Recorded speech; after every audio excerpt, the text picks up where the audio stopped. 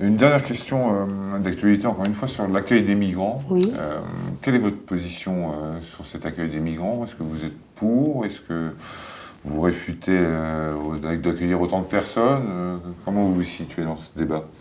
Moi, je suis contre le fait qu'on érige des barrières, des murs, ouais. des frontières, des barbelés, et qu'on empêche les populations qui fuient la guerre ou la misère, les bombes ou la famine, de pouvoir circuler. Je suis pour la libre circulation des migrants et leur installation là où ils le désirent, pas dans des camps, hein, qu'on leur dicte pas, vous allez là, là, là, là. C'est une question d'humanité, c'est même pas une question d'être révolutionnaire ou communiste, c'est une question d'humanité. D'autant plus qu'aujourd'hui, ceux qui sont responsables de la situation des peuples du Moyen-Orient, de Syrie, d'Afghanistan, d'Irak, c'est quand même les grandes puissances qui ont semé le chaos là-bas.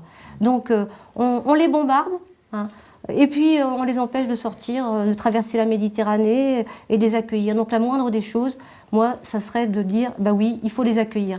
Et je m'oppose au discours de ceux qui disent, on ne peut pas accueillir toute la misère du monde.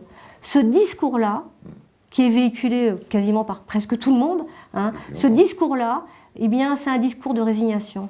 Parce que vous savez, la misère qui existe aujourd'hui, les migrants, ils y sont pour rien. Ceux qui sont responsables de la misère, c'est les grands capitalistes dont on vient de parler. C'est eux qui dictent leurs lois.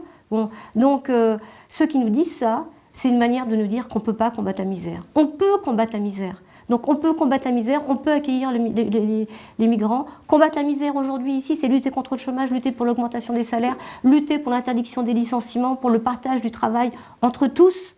Eh bien, c'est le même combat que ceux des migrants. C'est un seul et même combat. On a les mêmes intérêts parce qu'on est victime en réalité des mêmes grands groupes qui ici imposent une guerre sociale et des bas salaires et le chômage pour des dizaines de millions de travailleurs en Europe, et qui ailleurs, au Moyen-Orient et en Afrique, c'est la guerre tout court.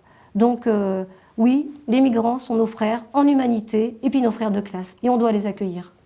Merci Farida Mekdou. Merci à vous. Merci.